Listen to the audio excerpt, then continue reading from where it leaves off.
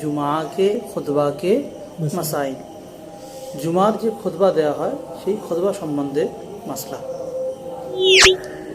जब खुतबा शुरू हो जाए तो तमाम हाजिरीन को उसका सुनना वाजिब है। যখন জুমার নামাজের আগে খুতবা শুরু হয়ে যাবে তখন সমস্ত মুসল্লি, যে সমস্ত লোকেরা জুমা পড়ার জন্য মসজিদে এসছে সকলের জন্য কি হয়ে যায়, খুতবা শোনা জরুরি হয়ে যায় এবং ওয়াজিব হয়ে যায়। খুতবা অবশ্যই করে সকলকে শুনতে হবে। খ ও ইমাম কে নজদিক बैठे हो या दूर, চাहे সে লোক ইমামের কাছে বসুক বা দূরে থাকুক, যেখানে থাকুক না কেন খুতবা শুরু হয়ে গেলে কি করতে হবে, চুপচাপ খুতবা सुनते हैं। और कोई ऐसा फ़ैल करना जो सुनने में मुख्ल हो मकरूह तहरीमी है, এবং ওই সময় এমন কিছু কাজ, এমন কাজ যে কাজ করা বা যে কথা শোনা বেকার, কোনো কাজের নয়, সেই সমস্ত জিনিস করা মকরুহ তাহরিম। অতএব খুতবা শুরু হয়ে যাওয়ার পরে না কোনো কথা না কোনো কাজ, সমস্ত কাজ কথা বন্ধ দিয়ে মনোযোগ সহকারে খুতবা শুনতে হবে। और खाना पीना, बातचीत करना, चलना फिरना, सलाम करना या सलाम का जवाब देना या तस्बीह पढ़ना, ये किसी को शरई मसाइल बता देना जैसा कि हालात नमाज में ममनू है वैसा ही उस वक्त भी ममनू है। খুতবা শুরু হয়ে যাওয়ার পরে খাওয়া দাওয়া বা কোনো কথাবার্তা বলা, কোনো কাজকর্ম করা বা চলাফেরা করা, কারো সালাম দেওয়া, কেউ সালাম দিলে তারা উত্তর দেওয়া, বা ভালো কথা যে নামাজ পড়তে পড়তে কী সমস্ত দোয়া লাগে, কোথায় কী মশলা লাগে, সেই মশলা যদি কাউকে বলে দেওয়া তাও চলবে না। যেমন নামাজ চলাকালীন কারোর সঙ্গে কথা বলা, কিছু বলা নিষেধ, কিছু খাওয়া নিষেধ, কিছু পান করা নিষেধ, খুতবা চলাকালীন কিছু করা চলবে না, নামাজের মতো চুপচাপ থাকতে হবে। हाँ, खतीब को जायज़ है कि खुतबा पढ़ने की हालात में किसी को शरई मसला बता दे।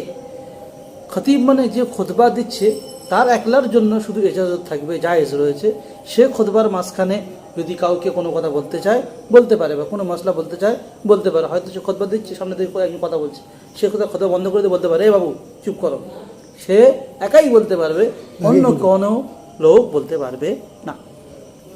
তারপরে মশলা বলছে, दोनों खुतबों के दरमियान बैठने की हालात में इमाम या मुक्तदी को हाथ उठाकर दुआ मांगना मकरूह तहरीमी है। দুটো খুতবার মাঝখানে চাই ইমাম হোক বা মুক্তাদি হোক বা সামিয়া হোক, যত শুনছে হাজিরিন হোক, দুটো খুতবার মাঝখানে হাত তুলে দোয়া করা চলবে না, মকরুহে তাহরিম। हाँ, बे हाथ उठाए हुए अगर दिल में दुआ मांगी जाए तो जायज़ है। हाथ ना तुले यदि বা মনে মনে যদি দোয়া চায় তো জায়েজ আছে, চাইতে পারে। लेकिन नबी सल्लल्लाहु अलैहि वसल्लम और उनके असहाब रदियल्लाहु ताला अनहुम से मनकुल नहीं, কিন্তু আল্লাহ রসুল এবং আল্লাহ রসুলের সাহাবীর থেকে এমন করা কোনো नज़ीर नहीं। रमज़ान के आखिरी जुमा के खुतबा में, रमज़ान मासे যে আলবিদা জুমা যেটা বলি, শেষ জুমাতে যে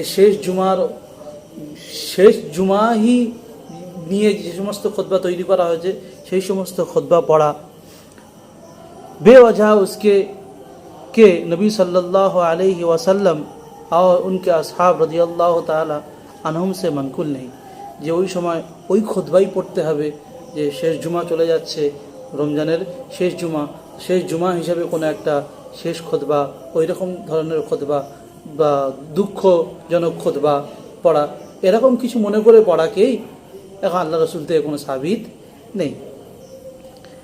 না কিতাবে ফিকা में कहीं उसका पता है, फिकार किताबे कोनो एरकम कोनो लिखाओ नहीं, और उस पर मुदावमत करने से आवाम को उसके ज़रूरी होने का ख्याल होता है, इसलिए बेदात है।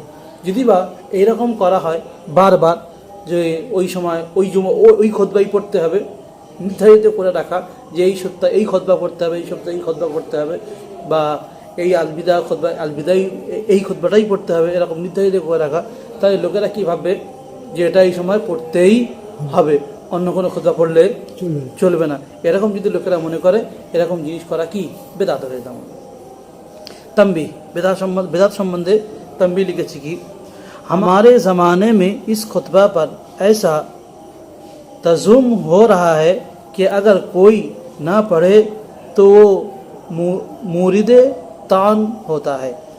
এখন আমাদের জামানা কি হচ্ছে, যদি এমন লোকের মনোবৃত্তি হয়ে দাঁড়িয়েছে যে ওই সময় ওইটা না করলে লোকেরা তাই কী বলে, মনে মনে খারাপ ভাবে যে এই সময়টা করেনি, এই সময়টা খারাপ ভাবে, তার পিছনে उल्टा पल्टा कथा बोले সেই বিষয় বলছে।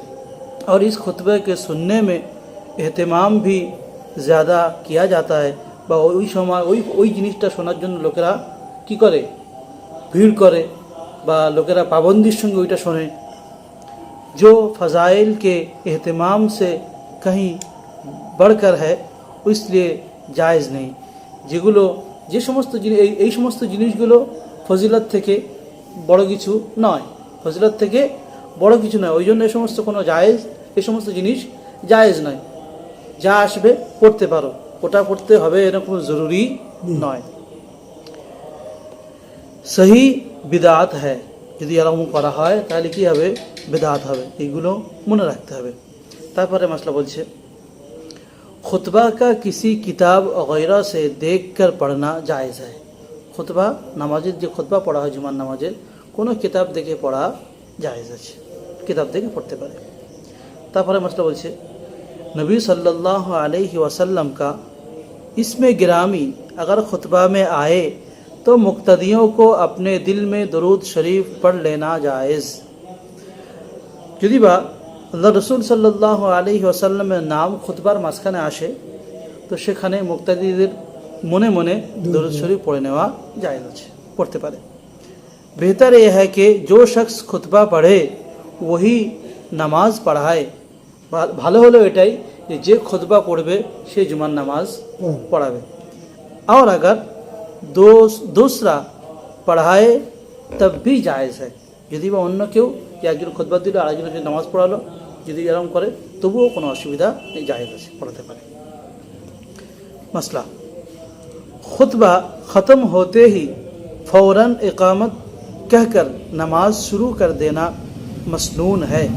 खुतबा शेष हो जाওয়ার সঙ্গে সঙ্গে মুয়াজ্জিন কি করবে, তাকবীর দেওয়া শুরু করে দেবে, নামাজ পড়ার জন্য একদম রেডি হয়ে যাও, খুতবা শেষ, নামাজ পড়ার জন্য রেডি হয়ে যাও। और नमाज के दरमियान में कोई दुनियावी काम करना मकरूह ताहरीमी है। যেমন এবং নামাজের মাঝখানে দুনিয়ার কোনো কাজ করা কি মকরু, দুনিয়ার কাজ কথাবার্তা বলা কি मकरू। और दरमियान में फसल ज़्यादा हो जाए इसके बाद खुतबा के यादा की ज़रूरत है। যদি বা খুতবা দেওয়ার পরে সঙ্গে সঙ্গে নামাজে যদি না দাঁড়ায়, অন্য কোনো কাজে লেগে যায়, অন্য কারোর সঙ্গে কথা বলতে লেগে যায়, বা কোনো কারণে বেশি দেরি করে ফেলে, তাহলে খুতবা থেকে নামাজ কি হয়ে যাবে, অনেক দূরত্ব হয়ে যাবে। যদি মাঝখানে অনেকটা গ্যাপ হয়ে যায় তাহলে ফের দ্বিতীয়বার খুতবা পড়তে হবে, তবে জুমার নামাজ পড়তে পারবে।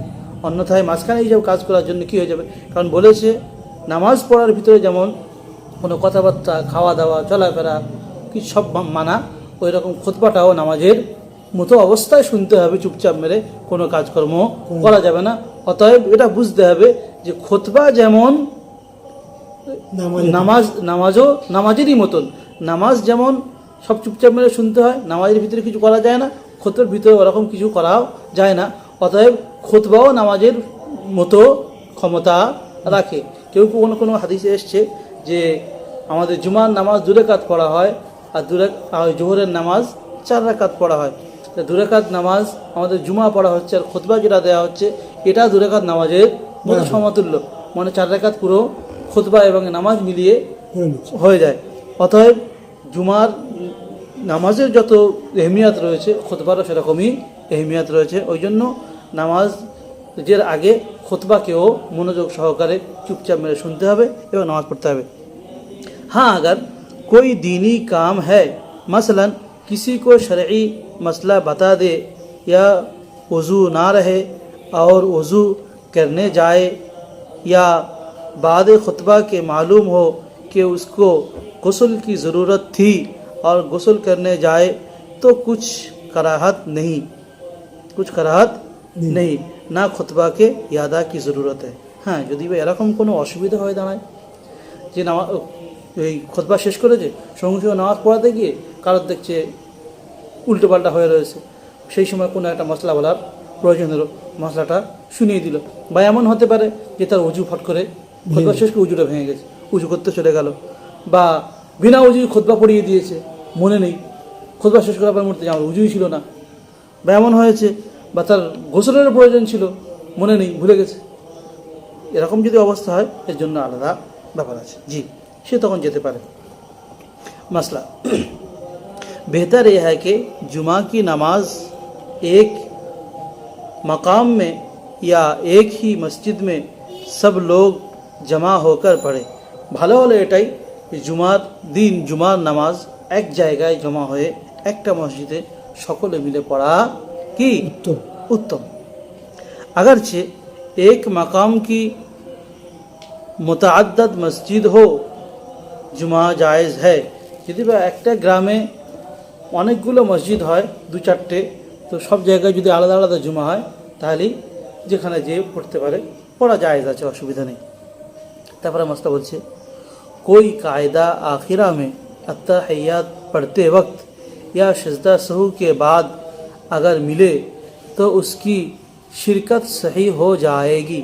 কেউ যদি বা শেষ বৈঠকে এসে জুমার নামাজে জামাতে জোড়ে, বা শেষ বৈঠকে আত্তাহিয়াতে পড়ার পরে কোনো কারণবশত সশেজদার প্রয়োজন পড়ে, সশেজদা করা হয়ে গেছে, তারপরে এসে নামাজে জোড়ে, তো জুড়লে কী হবে, জুমার নামাজে জোড়ার সওয়াব পেয়ে যাবে, शिरकत सही हो जाए, शरीक हो जाए, और उसके जुमा की नमाज तमाम करना चाहिए। এবং সালাম ফেরানোর পরে ও নিজের জুমার নামাজ 2 রাকাত কী করবে, পুরো করবে। জোহর পড়নে কি জরুরত নেই, জোহরের নামাজ পড়ার কোনো জরুরত নেই।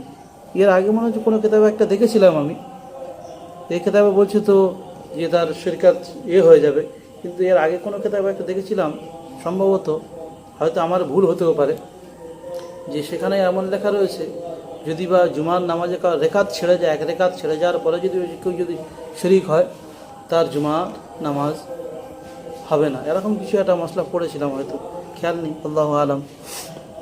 এখানে বলছে তো যদি বা কেউ আত্তাহিয়াতের পরেও যদি এসে কেউ যদি শরিক হয়ে যায়, তো জুমা তার শরিক হওয়া সহি হয়ে যাবে। ঠিক আছে, মশলা বলছে যখন। তারপরে মশলা বলছে, दोनों खुतबों का अरबी ज़बान में होना और किसी ज़बान में खुतबा पढ़ना या उसके साथ किसी और ज़बान के अशार मिला देना, जैसा कि हमारे ज़माने में बाद आवाम का दस्तूर है, खिलाफ सुन्नत और मकरूह तहरीमी है। দুটো খুতবা সব কী করতে হবে, আরবি জবানে পড়তে হবে। আরবি জবান বলতে আরবি ভাষায় দুটো খুতবা পড়তে হবে। দুটো খুতবার মাঝখানে যদি মনে করো নিজের ভাষা কিছু মিলিয়ে দেবো, নিজের যে ভাষা মিলিয়ে দেবো, বা নিজের চলিত ভাষার বিরুদ্ধে কোনো একটা শের বা কোনো একটা লাইন তুলে মিলিয়ে দেবো, এরকম যদি করা হয় কি হবে, এগুলো সুন্নতের খেলাফ হবে, মাকরুহে তাহরিমি হয়ে যাবে, এমন করা যাবে না। দুটো খুতবা সবই আরবিতেই পড়তে হবে, আরবি খুতবা আর আরবিতেই পড়ে নামাজ শেষ করতে হবে।